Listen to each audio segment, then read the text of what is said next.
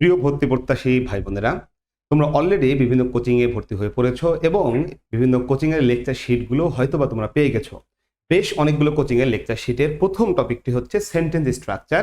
এই টপিকটি কিন্তু অনেকটাই বোঝার বিষয় এবং অনেক ক্ষেত্রে দেখা গেছে বিগত সময়গুলোতে যে কোশ্চেনগুলো অনেকেই ক্লিয়ারলি বুঝতে পারে না বা কোশ্চেনগুলো স্টুডেন্টের কাছে পরিষ্কারভাবে বোধগম্য হয় না।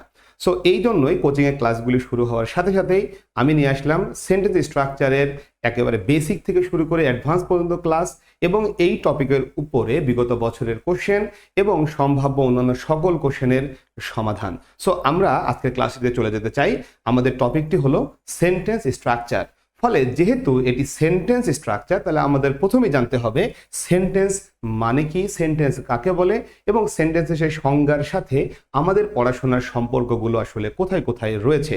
সো আমরা যদি দেখি, সেন্টেন্স শব্দের অর্থ হলো বাক্য, এটা আমরা সবাই জানি, এটা নিয়ে কোনো কথা বলার কোনো প্রয়োজনই নেই। তবে সেন্টেন্স হতে গেলে এক বা একাধিক ওয়ার্ড প্রয়োজন হয়। অনেকের কাছে মনে হতে পারে এক ওয়ার্ড দিয়ে আবার সেন্টেন্স কিভাবে হয়। সো আমরা জানি যে একটি ওয়ার্ড দিয়ে সেন্টেন্স হতে হলে সেটা হয়তো বা ইম্পারেটিভ হয়। আমরা যখন বলি স্টপ, থামো, একটা ওয়ার্ড দিয়েই কিন্তু সেন্টেন্স হয়ে যেতে পারে। তাই সেন্টেন্স হতে গেলে এক অথবা একাধিক ওয়ার্ড লাগবে।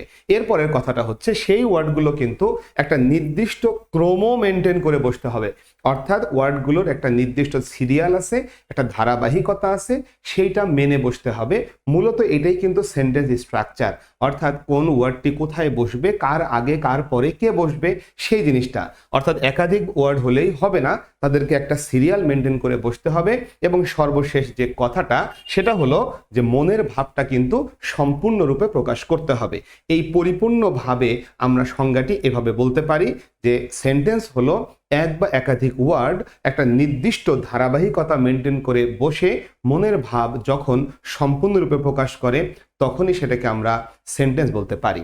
সো যেহেতু সেন্টেন্স স্ট্রাকচার শুরু করছি, তাহলে প্রথমেই আমরা এই সেন্টেন্সের সংজ্ঞাটি জেনে নিলাম। এই সংজ্ঞার ভিতরে আমাদের গুরুত্বপূর্ণ কোনো কিছু সেই রকমের নাই, তবে আমরা বুঝতে পারলাম যে সেন্টেন্সের সাথে তার স্ট্রাকচারগুলো কিন্তু খুবই গুরুত্বপূর্ণ। এখানে একটি কথা আমরা সংজ্ঞার ভিতরে শিখি না, সেটা হচ্ছে সেন্টেন্সের দুইটা অত্যাবশ্যকীয় উপাদান আছে। অর্থাৎ দুটি জিনিস ছাড়া কোনো সেন্টেন্স কল্পনা করা যায় না। কোনো সেন্টেন্স, যে কোনো সেন্টেন্স হতে গেলে এই দুটি জিনিস লাগবেই। সেই দুটি জিনিসের একটি হচ্ছে সাবজেক্ট এবং অপরটি হলো ফাইনাইট ভার্ব। তার মানে আমি সাবজেক্ট এবং ফাইনাইট ভার্ব প্রত্যেক সেন্টেন্সে পাবোই পাবো। অর্থাৎ সাবজেক্ট এবং ফাইনাইট ভার্ব ছাড়া কোনো সেন্টেন্স তৈরি করা সম্ভব না। তবে এখন যদি বলা হয় এই দুইটার মধ্যে আবার গুরুত্বপূর্ণ কোনটা, যেহেতু অনেক সেন্টেন্সে আমরা সাবজেক্ট দেখি না, যেমন ইম্পারেটিভ সেন্টেন্স যদি বলা হয়, ইম্পারেটিভ সেন্টেন্সে কিন্তু সাবজেক্ট থাকে না। যেহেতু সাবজেক্ট থাকে না, আমরা মনে করতে পারি হয়তোবা সাবজেক্ট দেওয়াই হয় নাই। কিন্তু ইম্পারেটিভ সেন্টেন্সেও একটা সাবজেক্ট থাকে, আমরা দেখি না, ওটা উজ্জ্ব থাকে। যখন বলা হয় রাইট এ লেটার, সেখানে কিন্তু একটা সাবজেক্ট আছে, সেটা হচ্ছে you. You write a letter. আমরা ইম্পারেটিভ সেন্টেন্সের এই ইউটাকে উজ্জ্ব রাখি বলে দেখি না। তার মানে কোনো কোনো সময় সাবজেক্টটা উজ্জ্ব থাকলেও থাকতে পারে, কিন্তু ফাইনাইট ভার্ব জিনিসটা কিন্তু কখনোই উজ্জ্ব থাকে না। অর্থাৎ সেন্টেন্সের অত্যাবশ্যকীয় উপাদানের মধ্যে সবচেয়ে গুরুত্বপূর্ণ হলো এই ফাইনাইট ভার্ব নামের জিনিসটা। দ্যাট মিনস আমাকে এই ফাইনাইট ভার্ব নিয়ে বেশ ভালো করে জানতে হবে, কারণ সেন্টেন্স ফাইনাইট ভার্ব ছাড়া হওয়া কোনোভাবেই পসিবল না।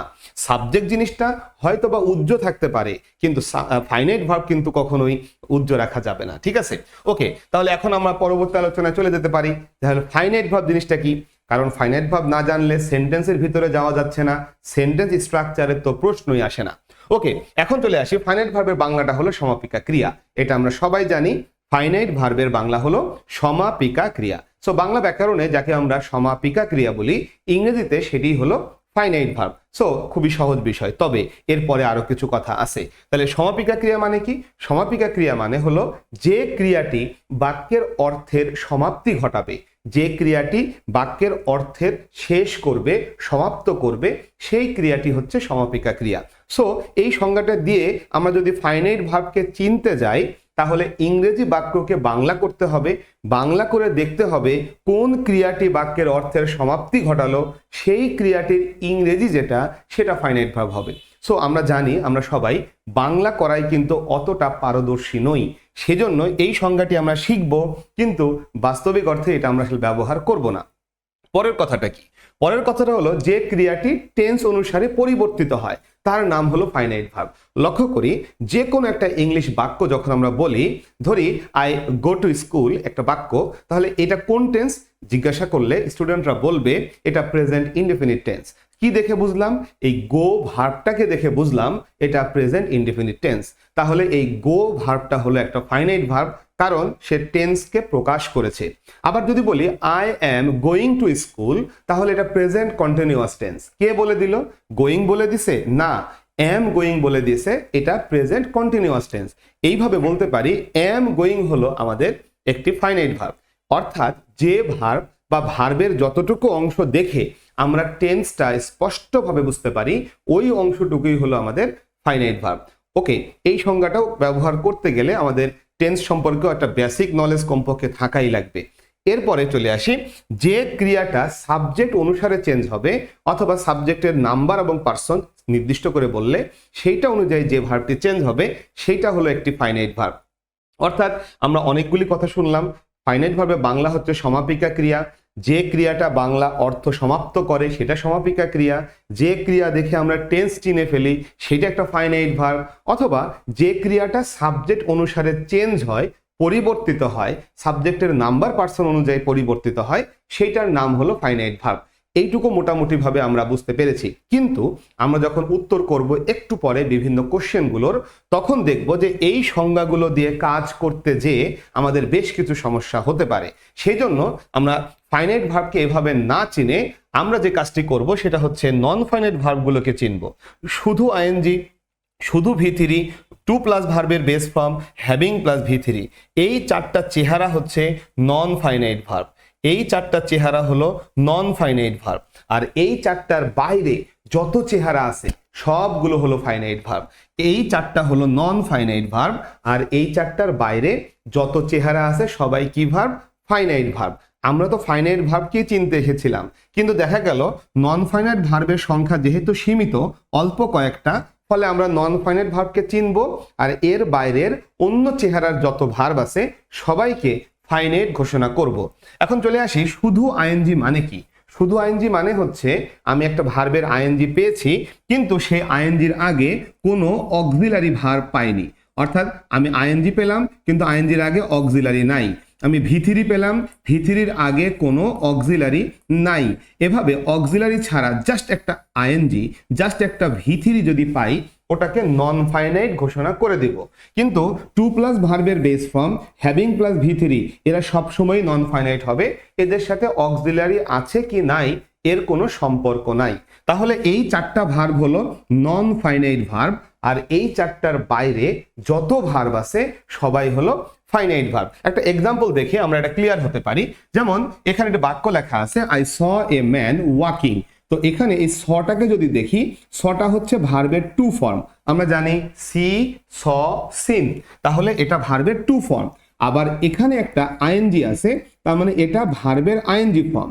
লক্ষ্য করি এই আইএনজি ফর্মের আগে কোনো অক্সিলারি ভার্ব দেখা যাচ্ছে না, তার মানে এটা হলো শুধু আইএনজি। তার মানে এই আইএনজিটাকে আমরা এখন নন ফাইনাইট ভার্ব বলতে পারি। মেবি এটা জিরান্ড, মেবি এটা পার্টিসিপল, আমি সেই প্রশ্নে যাচ্ছি না, কারণ নন ফাইনাইট ভার্ব নিয়ে একটা বিস্তারিত আলোচনা হবে একটা লেকচারের ভিতরে।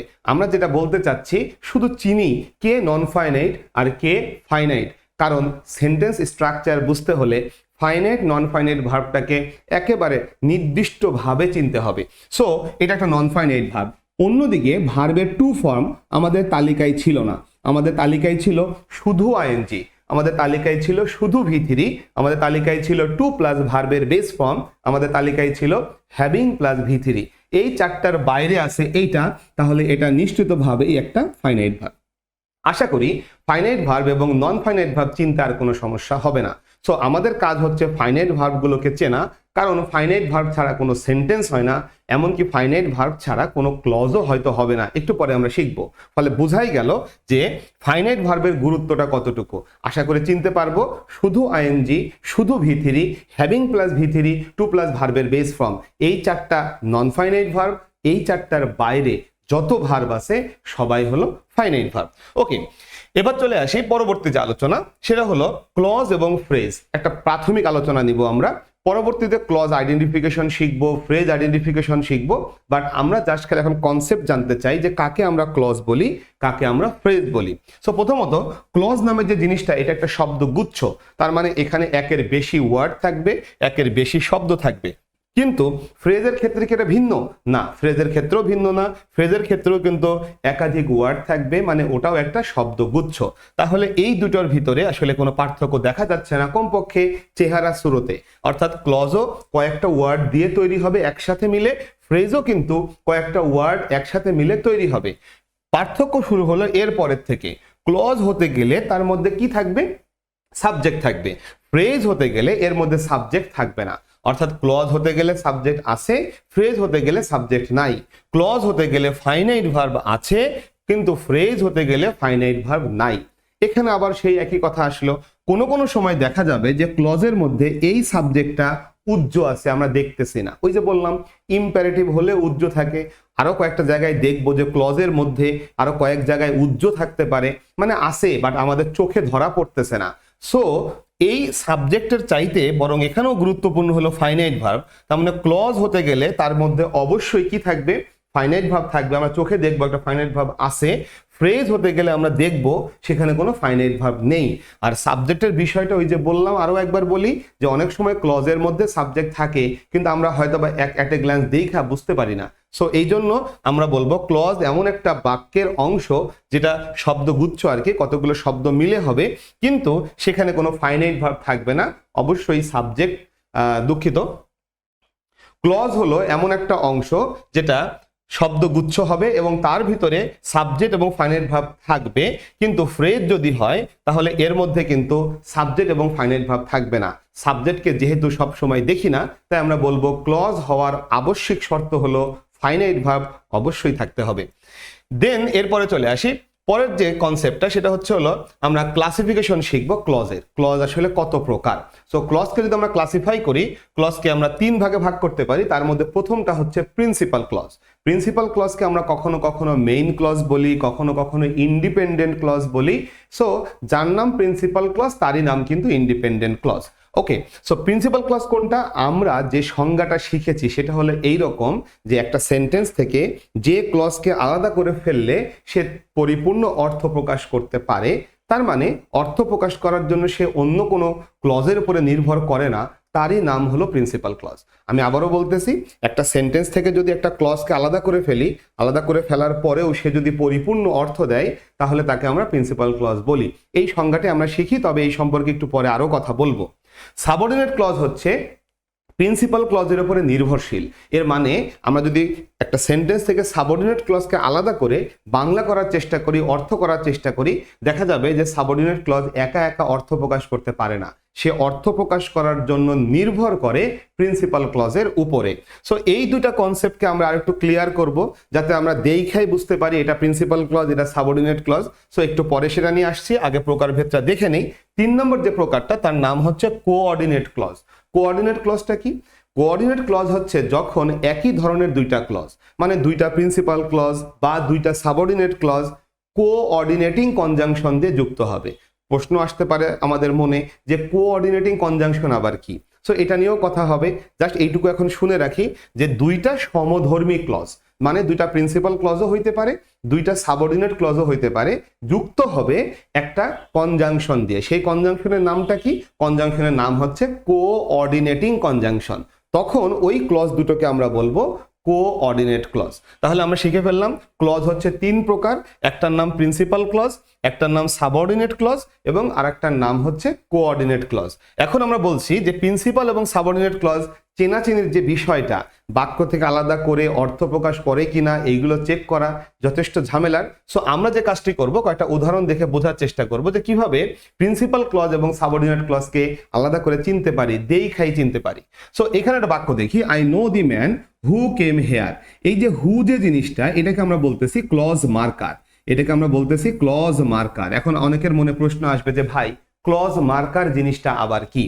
ক্লজ মার্কার হচ্ছে কমপ্লেক্স সেন্টেন্সে আমরা যে লিঙ্কারগুলো ব্যবহার করি সেই লিঙ্কারগুলোকে এক কথায় বলি ক্লজ মার্কার। আমি আবারও বলতেছি, কমপ্লেক্স সেন্টেন্সে আমরা যে লিঙ্কারগুলো ব্যবহার করি সেই লিঙ্কারগুলোকে এক কথায় বলি ক্লজ মার্কার। তাহলে এটা একটা ক্লজ মার্কার। আমাদের মনে রাখতে হবে এই ক্লজ মার্কার থেকে বাকি যে অংশটা, এই অংশটা পুরোটাই হচ্ছে সাবঅর্ডিনেট ক্লজ। ক্লজ মার্কার নিজেও কিন্তু সাবঅর্ডিনেট ক্লজেরই একটা অংশ, অর্থাৎ ক্লজ মার্কার এসে গেল, এর পরের অংশটা সাবঅর্ডিনেট, বাকি যে অংশটা রয়ে গেল এই অংশটা হচ্ছে প্রিন্সিপাল ক্লজ। খুব সহজ আমরা বুঝে ফেললাম। এখন দেখেই বুঝতে পারবো যে কোনটা প্রিন্সিপাল ক্লজ কোনটা সাবঅর্ডিনেট ক্লজ। কিভাবে বুঝবো? ওই যে ক্লজ মার্কার দেখে, ক্লজ মার্কারের ঠিক পরে ঠিক সাথে যে অংশটা থাকে ক্লজ মার্কার সহ ওই অংশটার নাম হচ্ছে সাবঅর্ডিনেট ক্লজ, বাকি যে অংশটা রয়ে গেল ওইটার নাম হচ্ছে প্রিন্সিপাল ক্লজ। সো আমরা যদি আরেকটা এক্সাম্পল দেখি, if he comes I will go. এই যে ইফ, তাহলে এটা হলো ক্লজ মার্কার, এর ঠিক সাথে ঠিক পরে যে অংশটা আছে সেই অংশটা হচ্ছে সাবঅর্ডিনেট ক্লজ, এইটা হলো প্রিন্সিপাল ক্লজ। আবার যদি বলি দো he is poor he is happy, so এই যে দো এটা একটা ক্লজ মার্কার, এর সাথের অংশটা তাহলে সাবঅর্ডিনেট ক্লজ, ক্লজ মার্কার সহ এই অংশটা পুরোটাই সাবঅর্ডিনেট ক্লজ, আর বাকি অংশটা তাহলে কি হবে? Principal clause. আশা করি আমরা এখন একটা গ্লান্স দেখাই বুঝতে পারবো যে কোনটা প্রিন্সিপাল ক্লজ আর কোনটা সাবঅর্ডিনেট ক্লজ। আমরা কিন্তু কিছুক্ষণের ভিতরেই সেন্টেন্স স্ট্রাকচারের রুলগুলো শিখব, আর স্ট্রাকচারের রুলগুলো বুঝতে হলে আমাদের অবশ্যই কনসেপ্টগুলো ক্লিয়ার থাকতে হবে।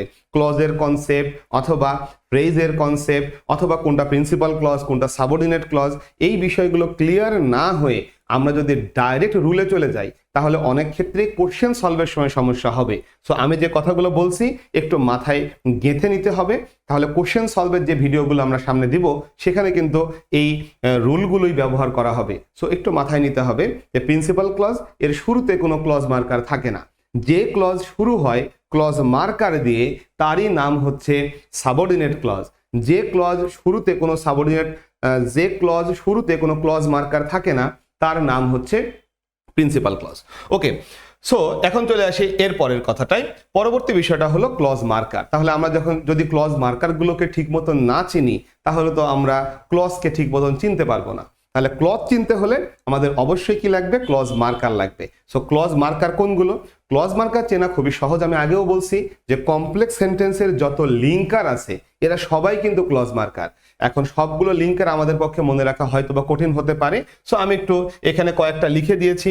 যে রিলেটিভ প্রোনাউন যতগুলো আছে অর্থাৎ WH ওয়ার্ড, তারপরে দ্যাট, এছাড়া হতে পারে as, since, because, if, unless, until, এরকম অনেক কিছু আছে যাদেরকে আমরা কমপ্লেক্স সেন্টেন্সে দেখে থাকি। এদের সবাইকে আমরা কিন্তু এক কথায় বলেছি ক্লজ মার্কার। তবে এখানে কিছু কিছু সংযুক্ত মানে ফ্রেজ আকারেও ক্লজ মার্কার হতে পারে। ফ্রেজ আকারে মিনস হচ্ছে এগুলো একটা করে ওয়ার্ড, দো, অল দো, ইফ, আনলেস, একটা করে ওয়ার্ড। অনেক সময় ফ্রেজ টাইপের দুইটা ওয়ার্ড মিলেও ক্লজ মার্কার হয়। কেমন করে? এই যে হোয়াট টাইম একসাথে, হোয়াট কাইন্ড একসাথে, হাউ মাচ একসাথে, হাউ মেনি একসাথে, হাউ ফার একসাথে, হাউ লং একসাথে, হাউ ওপেন একসাথে, এইভাবে দুইটা ওয়ার্ড একসাথে মিলেও ক্লজ মার্কার হতে পারে। অর্থাৎ একক ওয়ার্ড হু, হুইচ, হোয়াট, হুম, এইগুলো যেমন ক্লজ মার্কার হতে পারে, আবার এইভাবে দুইটা করে ওয়ার্ড একসাথে মিলেও কিন্তু ক্লজ মার্কার হতে পারে। সো আশা করি আমরা ক্লজ মার্কার সম্পর্কে একটা ধারণা পেয়েছি। এরা হলো ক্লজ মার্কার। আরো একবার স্মরণ করাই দেই, ক্লজ মার্কারের ঠিক সাথেই ঠিক পরে যে ক্লজটা থাকে এটার নামই হলো সাবঅর্ডিনেট ক্লজ। ক্লজ মার্কার নিজেও কিন্তু সাবঅর্ডিনেট ক্লজেরই অংশ, আর এটা ছাড়া বাকি যে অংশটা থাকে ওটাই হলো আমাদের প্রিন্সিপাল ক্লজ। আশা করি ক্লজ মার্কারে দিয়ে আমরা প্রিন্সিপাল ক্লজ ঠিক মতন চিনতে পারবো। ঠিক আছে, ওকে, এরপরের যে অংশটা সেটা হলো কোঅর্ডিনেট ক্লজটা। আমি বলেছিলাম যে কোঅর্ডিনেট ক্লজটা একটু পরে আরো আলোচনা করা হবে। একটু বলি কোঅর্ডিনেট ক্লজটা কি বলেছিলাম। কোঅর্ডিনেট ক্লজ হচ্ছে যখন দুটি সমধর্মী ক্লজ যুক্ত হবে একটা কোঅর্ডিনেটিং কনজাংশন দিয়ে। সমধর্মী মানে কি? দুইটাই প্রিন্সিপাল ক্লজ বা দুইটাই সাবঅর্ডিনেট ক্লজ যুক্ত হবে কি দিয়ে?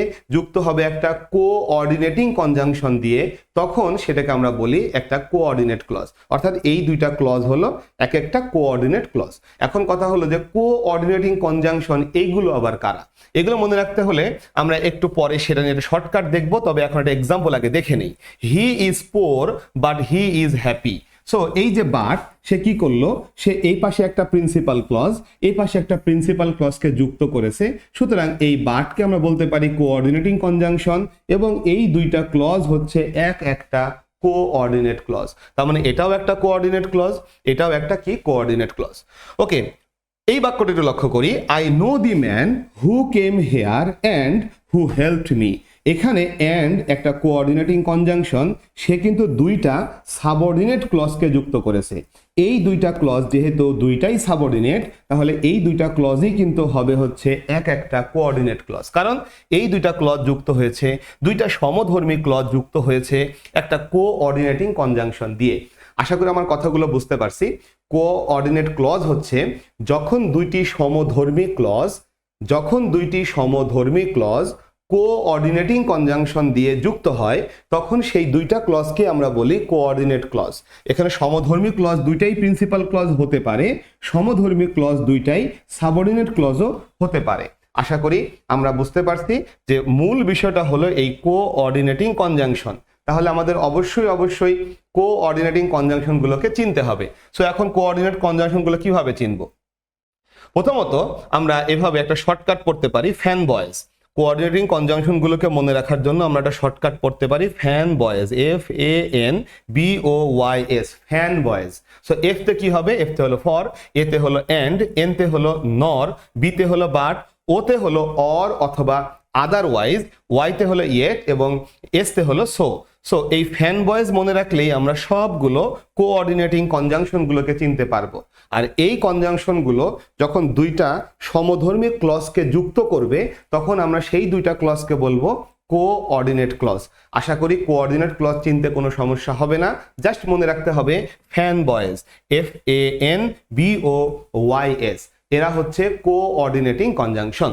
ওকে, তাহলে আমরা কোঅর্ডিনেটিং কনজাংশন চিনলাম, আমরা কোঅর্ডিনেট ক্লজ চিনলাম, আমরা প্রিন্সিপাল এবং সাবঅর্ডিনেট ক্লজ চিনে ফেলেছি। সো এখন আমরা মোটামুটিভাবে আমাদের বেসিকগুলো মোটামুটি ক্লিয়ার হয়ে গেছে। তবে আমরা সেন্টেন্সের বিভিন্ন স্ট্রাকচারগুলো দেখতে পারি নাই এখনো। সো আমাদের প্রথমত সেই জন্য সেন্টেন্সের প্রকারভেদটা শিখতে হবে। সো প্রথমত সেন্টেন্সকে আমরা দুই ভাবে প্রকারভেদ করি, একটা হচ্ছে অর্থ অনুসারে আর একটা হচ্ছে গঠন অনুসারে। তাহলে সেন্টেন্সের প্রকার কয় রকমের? দুই রকমের, একটা হচ্ছে গঠন দিয়ে প্রকার আর একটা হচ্ছে হলো অর্থ দিয়ে প্রকার। তো অর্থ দিয়ে যে প্রকার ভেদটা সেটা কি? সেটার প্রথমটা হচ্ছে অ্যাসার্টিভ, পরেরটা হলো ইন্টারোগেটিভ, ইম্পারেটিভ, অপটেটিভ এবং এক্সক্লামেটরি। আমরা সবাই জানি অ্যাসার্টিভ শব্দের অর্থ হলো বর্ণনামূলক বাক্য, অর্থাৎ যে সকল বাক্য কোনো কিছু বর্ণনা করে, সাধারণভাবে বর্ণনা করে, সেটার নাম হলো অ্যাসার্টিভ সেন্টেন্স। এটা আবার দুই প্রকারের হয়, একটা নাম হলো অ্যাফার্মেটিভ এবং আরেকটা নাম হলো অ্যাসার্টিভ আবার দুই রকমের হয়, একটা হলো অ্যাফার্মেটিভ এবং আরেকটা হলো নেগেটিভ। ইন্টারোগেটিভ যে সেন্টেন্স, এটা হলো প্রশ্নবোধক বাক্য, অর্থাৎ যে সকল বাক্য দিয়ে প্রশ্ন জিজ্ঞাসা করা হয় আমরা তাদেরকে বলি প্রশ্নবোধক বাক্য বা ইন্টারোগেটিভ সেন্টেন্স। ইম্পারেটিভ হচ্ছে আদেশ, উপদেশ, অনুরোধ, নিষেধ এগুলো প্রকাশ করে। অপটেটিভ হচ্ছে আশা, আকাঙ্ক্ষা, প্রার্থনা প্রকাশ করে। আর এক্সক্লামেটরি হচ্ছে মনের আকস্মিক আবেগ প্রকাশ করে। সো এই ধরনের কথাগুলো আমরা শিখেছি, এই সেন্টেন্সগুলো সম্পর্কে আমরা মোটামুটি জানি, তারপরেও একবার জানিয়ে দিলাম। গঠন অনুসারে যেটা, সেটা হচ্ছে তিন প্রকার, সিম্পল, কমপ্লেক্স এবং কম্পাউন্ড। আমাদের যেহেতু এটা গঠন অনুসারে প্রকার আর গঠনে ইংরেজি হলো স্ট্রাকচার, তার মানে বোঝাই যাচ্ছে সেন্টেন্স স্ট্রাকচার কিন্তু মূলত এদের সাথেই বেশি কানেক্টেড, অর্থাৎ এই সমস্ত বিষয়গুলো নিয়ে আমাদেরকে আরো বেশি পড়াশোনা করতে হবে। সো আমরা যদি সেই গঠন অনুসারে প্রকারভেদটা দেখি, তাহলে কি হবে? সেখানে গঠন অনুসারে প্রকারভেদের সিম্পল যে সেন্টেন্সটা, সেই সেন্টেন্সটা কাকে বলে? সিম্পল সেন্টেন্স হতে হলে বাক্যের ভিতরে একটি সাবজেক্ট, একটি ফাইনাইট ভার্ব থাকবে, একটির বেশি না।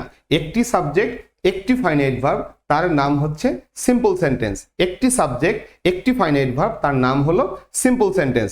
আবারও মনে করাই দেই, অনেক সময় কিন্তু সাবজেক্টটা উজ্জ থাকতে পারে, যেমন ইম্পারেটিভ সেন্টেন্সের ক্ষেত্রে সাবজেক্ট উজ্জ থাকে। সো সিম্পল সেন্টেন্সে যদি ইম্পারেটিভ হয়, তাহলে কিন্তু সেখানে আবার সাবজেক্ট পাওয়া যাবে না, আসে বাট দেখা যাবে না, চোখে দেখা যাবে না। এরপরে যেটা চলে আসে সেটা হলো কমপ্লেক্স। কমপ্লেক্স হতে গেলে এখানে মূল একটা কনসেপ্ট মনে রাখতে হবে, একটি মাত্র প্রিন্সিপাল ক্লজ। কমপ্লেক্স হতে গেলে একটি মাত্র প্রিন্সিপাল ক্লজ, তবে এর সাথে এক বা একাধিক সাবঅর্ডিনেট ক্লজ। কয়টা প্রিন্সিপাল ক্লজ? একটা, এবং তার সাথে এক অথবা একের বেশি সাবঅর্ডিনেট ক্লজ মিলে যখন একটা সেন্টেন্স তৈরি করবে, তার নাম হচ্ছে কমপ্লেক্স সেন্টেন্স। তাহলে কমপ্লেক্স সেন্টেন্স কি? কমপ্লেক্স সেন্টেন্স হলো একটা প্রিন্সিপাল ক্লজের সাথে এক বা একাধিক কি সাবঅর্ডিনেট ক্লজ। ওকে, কম্পাউন্ড সেন্টেন্সটা কি? কম্পাউন্ড হচ্ছে একাধিক প্রিন্সিপাল ক্লজ, তবে যুক্ত হবে কোঅর্ডিনেটিং কনজাংশন দিয়ে। আমরা কিন্তু কোঅর্ডিনেটিং কনজাংশন শিখে ফেলেছি একটু আগে, এবং প্রিন্সিপাল ক্লজ সম্পর্কে আমরা জানি। ওই যে ক্লজ মার্কার দিয়ে চিনি যে ক্লজ মার্কার যার সাথে থাকে তার নাম হচ্ছে সাবঅর্ডিনেট ক্লজ, ক্লজ মার্কার থাকে না তার নাম হলো প্রিন্সিপাল ক্লজ। সো এরকমের প্রিন্সিপাল ক্লজ যুক্ত হবে দুইটা, কমপক্ষে দুইটা, যুক্ত হবে কি দিয়ে? যুক্ত হবে হচ্ছে একটা কোঅর্ডিনেটিং কনজাংশন দিয়ে, তখন তার নাম হচ্ছে কম্পাউন্ড সেন্টেন্স। তাহলে সিম্পল সেন্টেন্সের বৈশিষ্ট্য হলো একটি সাবজেক্ট, একটি ফাইনাইট ভার্ব, সাবজেক্ট অনেক সময় উজ্জ্ব থাকতে পারে, মাথায় রাখতে হবে। কমপ্লেক্স সেন্টেন্স হলো একটি প্রিন্সিপাল ক্লজ, এক বা একাধিক সাবঅর্ডিনেট ক্লজ, আর কম্পাউন্ড সেন্টেন্স হলো একাধিক প্রিন্সিপাল ক্লজ যুক্ত হবে কোঅর্ডিনেটিং কনজাংশন দিয়ে। সো আমার মনে হয় সিম্পল কমপ্লেক্স কম্পাউন্ডের কনসেপ্টটা আমরা আগে যা জানতাম তার সাথে এই অংশটুকু জানাটাকে একেবারে ক্লিয়ার করে ফেলছে। আশা করি কোনো সমস্যা হওয়ার কথা না। এবার চলে আসি বেসিক স্ট্রাকচার বা বেসিক রুলগুলো নিয়ে। সেন্টেন্স স্ট্রাকচারের বেসিক কি কি রুল আছে, আমরা এটাই কিন্তু শেখার জন্য এতগুলো অংশ শিখেছি বেসিক হিসাবে। অর্থাৎ আমরা প্রথম থেকে যদি বলি সেন্টেন্স কাকে বলে শিখলাম, তারপরে হচ্ছে ফাইনাইট ভার্ব শিখলাম, তারপরে হচ্ছে ক্লজ এবং ফ্রেজের মধ্যে পার্থক্য দেখলাম, তারপরে এসে ক্লজের প্রকারভেদ দেখলাম, প্রিন্সিপাল এবং সাবঅর্ডিনেট ক্লজ নির্ণয় করার একটা সিস্টেম দেখলাম যে ক্লজ মার্কার দিয়ে কিভাবে নির্ণয় করা যায়, তারপরে কোঅর্ডিনেট ক্লজ দেখলাম, কোঅর্ডিনেটিং কনজাংশনগুলোকে মনে রাখার জন্য ফ্যান বয়েজ দেখলাম, এবং তারপরে সিম্পল কমপ্লেক্স কম্পাউন্ডের বিস্তারিত দেখেছি, এবং অ্যাসার্টিভ ইন্টারোগেটিভ এই যে অর্থের উপরে প্রকারভেদ যেটা, সেটা সম্পর্কে আলোচনা করেছি। এখন চলে আসি বেসিক স্ট্রাকচার বা বেসিক রুল কোনগুলো। সেন্টেন্স স্ট্রাকচারের বেসিক রুল আমরা যা যা পড়েছি এর সাথেই সবকিছু কানেক্টেড থাকবে। সো রুল 1 এর কথা যদি বলি, রুল 1 হচ্ছে প্রত্যেক সেন্টেন্সে অথবা প্রত্যেক ক্লজে একটি করে, রুল 1 হচ্ছে প্রত্যেক সেন্টেন্সে অথবা প্রত্যেক ক্লজে অত্যাবশ্যকীয় উপাদান কিন্তু দুইটা। আমি সেন্টেন্স বলি অথবা ক্লজ বলি, অত্যাবশ্যকীয় উপাদান কয়টা থাকবে? দুইটা। অর্থাৎ সেন্টেন্স বলো আর ক্লজ বলো, এই দুইটা জিনিসের কোনো একটা ছাড়া কিন্তু হবেই না, ক্লজও হবে না, সেন্টেন্সও হবে না। আর সেই দুটো জিনিস হচ্ছে সাবজেক্ট এবং ফাইনাইট ভার্ব। আমি আবারও বলি, সেন্টেন্স বলি আর ক্লজ বলি, দুইটা জিনিস এনশিওর করতে হবে, দুইটা জিনিস আছে এটা অবশ্যই নিশ্চিত করতে হবে। তার মধ্যে একটা হলো সাবজেক্ট এবং আরেকটা হচ্ছে ফাইনাইট ভার্ব। সো এই যে সাবজেক্ট এবং ফাইনাইট ভার্ব, এই দুটার ভিতরে আমরা ইতোমধ্যে জেনে ফেলেছি যে সাবজেক্ট কিন্তু অনেক সময় আবার উজ্জ্ব থাকতে পারে। যেমন সেন্টেন্সের মধ্যেও কিন্তু সাবজেক্ট উজ্জ্ব থাকতে পারে, সেটা কোন সেন্টেন্সে? ইম্পারেটিভ সেন্টেন্সে। ক্লজের মধ্যেও একইভাবে সাবজেক্ট উজ্জ্ব থাকার সম্ভাবনা আছে। সো আমরা সেটা নিয়ে কথা বলবো। সো সেটার ভিতরে যাওয়ার আগে আমরা নিশ্চিতভাবেই বলতে পারি ক্লজ এবং সেন্টেন্সের দুইটা মোস্ট উপাদানের ভিতরে একটা বেশি ইম্পর্টেন্ট, সেটা হলো ফাইনাইট ভার্ব। সো এই হলো সেই ফাইনাইট ভার্বটা। সো সাবজেক্ট নিয়ে যে ঝামেলাটা আছে, এইটাই আসলে এই 1 নম্বর রুলের কিছু ব্যতিক্রমী ঘটনা। সো আমরা যদি 1 নম্বর রুলের একটু ব্যতিক্রমী ঘটনাগুলো দেখি তাহলে কি হবে? সেখানে দেখা যাবে যে রুল 1 এর ব্যতিক্রম হচ্ছে যদি এটা সেন্টেন্স হয় বা যদি এটা প্রিন্সিপাল ক্লজ হয়, এবং সেই ক্ষেত্রে যদি ইম্পারেটিভ হয়, প্রিন্সিপাল ক্লজ ইম্পারেটিভ অথবা সেন্টেন্সটা ইম্পারেটিভ, তাহলে সেখানে সাবজেক্টটা আমরা চোখে দেখি না, উজ্জ্ব থাকে। সো এটা একটা ব্যতিক্রম। আমরা বললাম যে সাবজেক্ট ফাইনাইট ভার্ব অবশ্যই লাগবে, কিন্তু সেন্টেন্সটা ইম্পারেটিভ, সাবজেক্টটাকে চোখে দেখতে পাবো না, উজ্জ্ব থাকবে। কিন্তু ক্লজটা প্রিন্সিপাল ক্লজ এবং সেই প্রিন্সিপাল ক্লজটা হচ্ছে ইম্পারেটিভ, তাহলে সেখানে সাবজেক্টটা উজ্জ্ব থাকবে। সো এইটা কিন্তু মাথায় রাখতে হবে যে ভাই একটা রুল বলেছে যে সাবজেক্ট এবং ফাইনাইট ভার্ব অবশ্যই লাগবে, কিন্তু দেখা গেল এখানটায় ফাইনাইট ভার্ব আছে কিন্তু সাবজেক্ট নাই। কারণ হচ্ছে সেন্টেন্সের ক্ষেত্রে সেন্টেন্সটা ইম্পারেটিভ, প্রিন্সিপাল ক্লজের ক্ষেত্রে সেই প্রিন্সিপাল ক্লজটা হচ্ছে ইম্পারেটিভ। দ্বিতীয় যে বিষয়টা, যদি এটা সাবঅর্ডিনেট ক্লজ হয় তাহলে সেই ক্ষেত্রে কি ঘটনা ঘটবে? সেই ক্ষেত্রে ঘটনা ঘটবে যে ক্লজ মার্কার নিজেই সাবজেক্ট হয়ে গেছে। অর্থাৎ আমি যে ক্লজ মার্কারটা ব্যবহার করলাম সে নিজেই সাবজেক্ট, তাই ক্লজ মার্কারের পরে আর একটা সাবজেক্ট আসতেছে না, কারণ ক্লজ মার্কার একাই নিজের কাজটাও করছে আবার সাবজেক্ট হিসেবেও ব্যবহৃত হয়েছে। অর্থাৎ ক্লজ মার্কার দুই কাজ করে ফেলেছে, তাহলে কি আরেকটা সাবজেক্ট আসবে? আসবে না। ফলে ওই সময় দেখা যাবে যে একটা ক্লজ মার্কার পেলাম, সেই ক্লজ মার্কারের পরে আর কোনো সাবজেক্ট আসতেছে না, সরাসরি ফাইনাইট ভার্ব চলে আসলো। কখন এই ঘটনা ঘটবে? যখন এই ক্লজ মার্কারটা নিজেই ক্লজ মার্কারের কাজও করবে প্লাস সে একটা সাবজেক্টের কাজও করবে, এই দুইটা কাজ একসাথে করবে।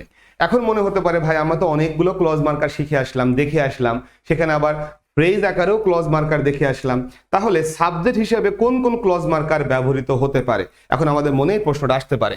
প্রথমত হু এবং হুইচ। হু এবং হুইচ এই দুটো কিন্তু সাবজেক্ট হিসেবে ব্যবহৃত হতে পারে। মানে আমি যদি কখনো দেখি একটা হু ক্লজ মার্কার, তাহলে হু এর পরে কিন্তু আর কোনো সাবজেক্ট আসে না। অর্থাৎ আমি একটা হু পেলাম, হু এর পরে আর কোনো সাবজেক্ট পাবো না। কেন পাবো না? কারণ হু তো নিজেই সাবজেক্ট, আর একটা সাবজেক্ট দিলে এটা বেশি হয়ে যাবে। হুইচের ক্ষেত্রে হুইচ কিন্তু অনেক সময় সাবজেক্ট হিসেবে বসে, আবার হুইচ অবজেক্ট হিসেবেও বসে। তাই হুইচের ক্ষেত্রে এই হুইচ সাবজেক্ট হতেও পারে, নাও পারে, বাট হওয়ার ক্ষমতা আছে। এটা হলো বড় কথা, যে হুইচ নিজে সাবজেক্ট হতে পারে। অন্যদিকে হোয়াটের যে বিষয়টা, হোয়াটকে দেখা যায় মাঝে মাঝে প্যাসিভের ক্ষেত্রে বা প্যাসিভ ভয়েসের ক্ষেত্রে সে সাবজেক্ট হিসেবে ব্যবহৃত হয়। মাঝে মাঝে প্যাসিভ ভয়েসের ক্ষেত্রে সে সাবজেক্ট হিসেবে ব্যবহৃত হয়।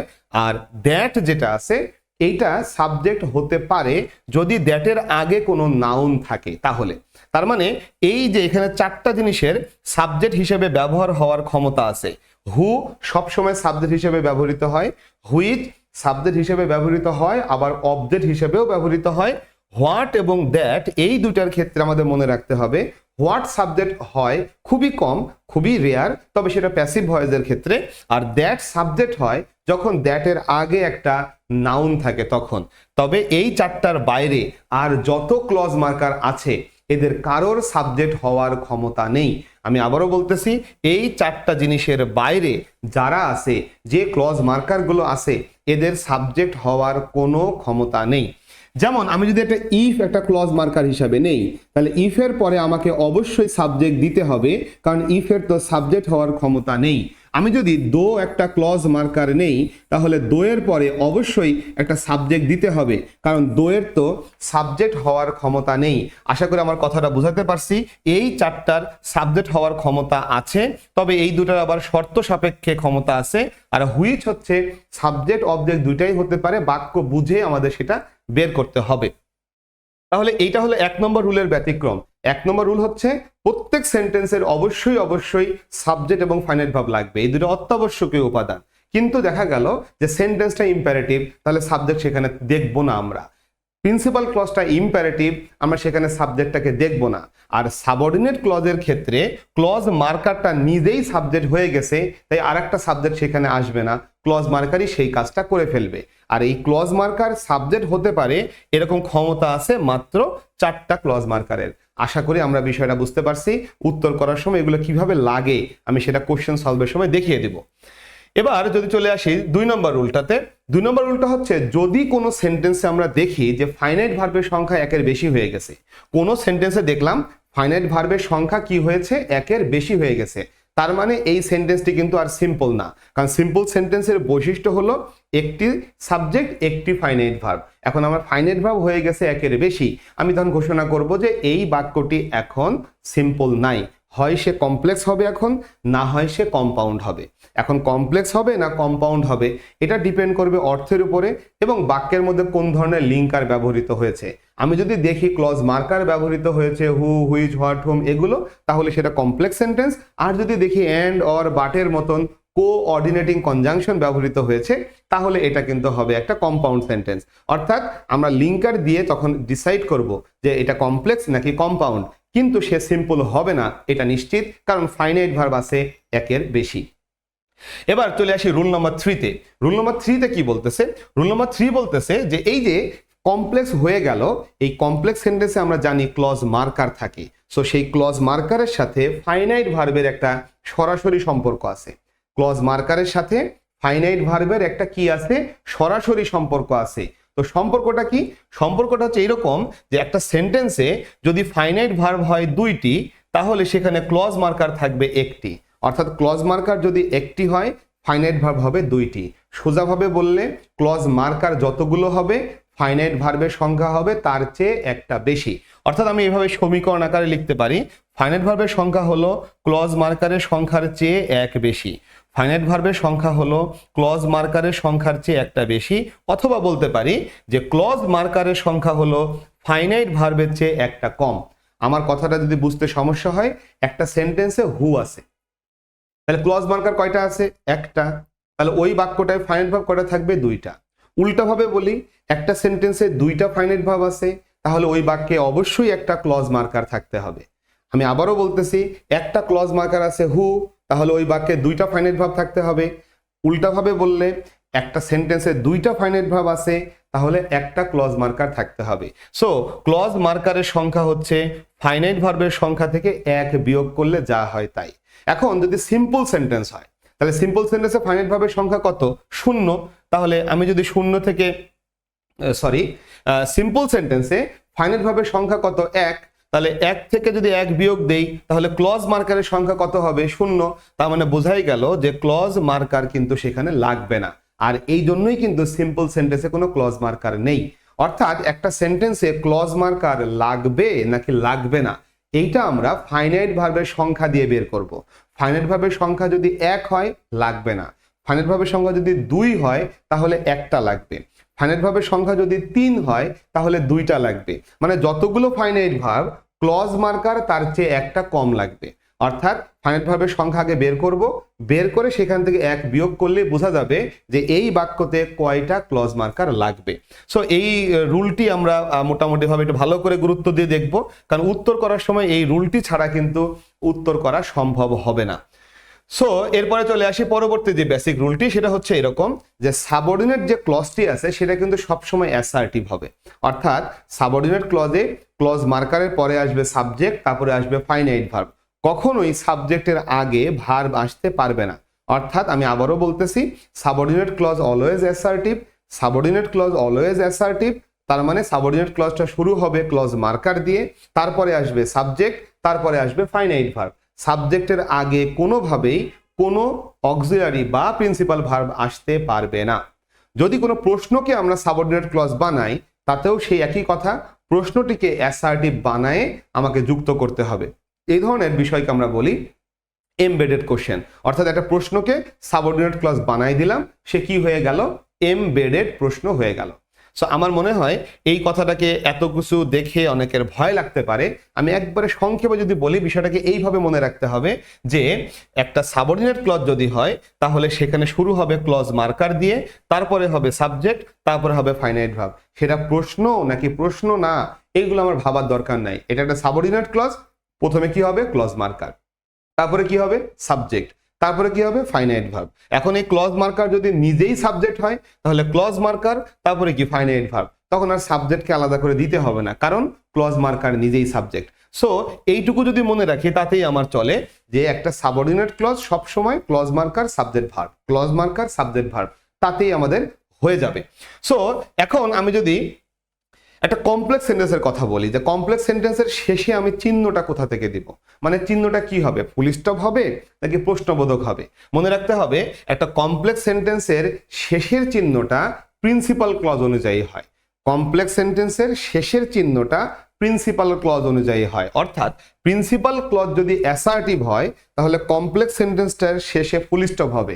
প্রিন্সিপাল ক্লজটা যদি ইন্টারোগেটিভ হয় তাহলে শেষে যে একটা প্রশ্নবোধক হবে। আমরা একটু আগে জেনেছি সাবঅর্ডিনেট ক্লজ সবসময় অ্যাসার্টিভ, তাই আমরা কখনোই সাবঅর্ডিনেট ক্লজ দেখে লাস্টে চিহ্ন দিব না। আমরা একটা কমপ্লেক্স সেন্টেন্সের শেষে চিহ্ন দিব প্রিন্সিপাল ক্লজ দেখে। তো প্রিন্সিপাল ক্লজটা হচ্ছে ইন্টারোগেটিভ, লাস্টে দিব প্রশ্নবোধক চিহ্ন। প্রিন্সিপাল ক্লজটা হচ্ছে অ্যাসার্টিভ, লাস্টে দিব হচ্ছে ফুল স্টপ। সো এই রুলটা দেখা হয়ে গেলে এবার আমরা একটা কোশ্চেন সলভ করতে চাই। লক্ষ্য করি, ডু ইউ নো শূন্যস্থান। এই যে ডু ইউ নো, এটা কিন্তু একটা প্রিন্সিপাল ক্লজ। কেন? তার কারণ এটার শুরুতে কোনো ক্লজ মার্কার নাই। এটা একটা প্রিন্সিপাল ক্লজ, কারণ এর শুরুতে কোনো ক্লজ মার্কার নাই, ডু ইউ নো শুরু হয়ে গেছে। এখন যদি আমি এখানে আসি, হোয়াই ডাজ হি কাম, এই যে হোয়াই, এটা কিন্তু এখন ক্লজ মার্কার, কারণ আমি যখন এটাকে এখানে বসাবো তখন এইটা কিন্তু একটা মাঝখানে বসে এই অংশটাকে এই অংশের সাথে যুক্ত করবে। সাবঅর্ডিনেট ক্লজে ক্লজ মার্কারের পরে আগে আসে সাবজেক্ট, তারপরে আসে ভার্ব। এখানে সেটা হয় নাই, তাই এটা বাদ।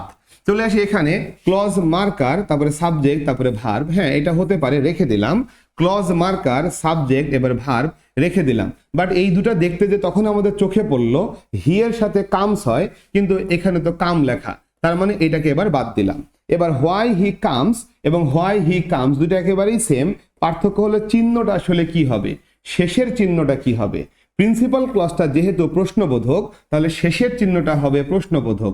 অর্থাৎ আমরা সঠিক উত্তর দিব ডি নাম্বারটা। আশা করি বুঝতে পারছি যে সাবঅর্ডিনেট ক্লজ সবসময় অ্যাসার্টিভ হয়, এটার মানে হলো clause marker subject verb. Clause marker subject verb. যেহেতু এটা প্রিন্সিপাল ক্লজ, এখানে একটা ফাইনাইট ভার্ব আছে এবং এখানে একটা ফাইনাইট ভার্ব আছে, তার মানে দুইটা ক্লজ আছে এখানে, তাহলে মাঝখানে এটা কি হবে, একটা ক্লজ মার্কার। তাহলে ক্লজ মার্কার সাবজেক্ট ভার্ব। এবং দেখলাম যে সাবজেক্ট এবং ভার্বের ক্ষেত্রে আমাদের সাবজেক্ট ভার্বের সম্পর্কটা মেনটেন করতে হবে, কিন্তু শেষের যে চিহ্নটা এটা কিন্তু প্রিন্সিপাল ক্লজ অনুযায়ী হবে। তো প্রিন্সিপাল ক্লজটা কি, ডু ইউ নো, তুমি কি জানো, এটা একটা প্রশ্নবোধক বাক্য, তাই আমরা বলবো যে লাস্টে এসে একটা প্রশ্নবোধক চিহ্ন হবে। এবার এরপরের বেসিক রুলে চলে যাই। এবার আমরা কিছু প্র্যাকটিস কোশ্চেন করতে চাই। The consumer price index lists শূন্যস্থান। তো প্রথমত দেখি এখানে লিস্ট যে শব্দটি, এটি একটি ফাইনাইট ভার্ব। লিস্ট মানে হলো তালিকা করা, এটা একটা ফাইনাইট ভার্ব। সো এরপরে অপশনগুলোর মধ্যে তাকালে আমরা আরো একটা ফাইনাইট ভার্ব দেখবো, সেটা হচ্ছে কস্ট। কস্ট মানে হচ্ছে মূল্য হওয়া বা দাম হওয়া, এটা একটা ফাইনাইট ভার্ব। তার মানে আমি অপশন যেটাই চয়েস করি না কেন, কোশ্চেন এবং অপশন দুইটা একসাথে মিলে একটা কমপ্লেক্স সেন্টেন্স তৈরি করবে। এখন আমরা জানি যে কমপ্লেক্স সেন্টেন্সের একটা ক্লজ এখানে দেওয়া আছে আর একটা ক্লজ অপশন থেকে চয়েস করতে হবে। তো শুরুতেই কি হবে, শুরুতেই হবে হচ্ছে একটা ক্লজ মার্কার। এখানে লক্ষ্য করি এখানে ক্লজ মার্কার কিন্তু একসাথে how much how much how much. So আশা করি ক্লিয়ার। আমরা জানি যে ক্লজ মার্কার মাঝে মাঝে এরকম ফ্রেজ আকারেও থাকে। সো এটা ক্লজ মার্কার। ক্লজ মার্কারের পরে কি হবে, আমরা জানি ক্লজ মার্কারের পরে হবে সাবজেক্ট, তারপরে হবে হচ্ছে ফাইনাইট ভার্ব। সো এখানে সরাসরি ভার্ব চলে আসলো, সো এটাকে আমরা বাদ দিলাম। এখানে আগে ভার্ব আসলো, এটাকেও আমরা বাদ দিলাম।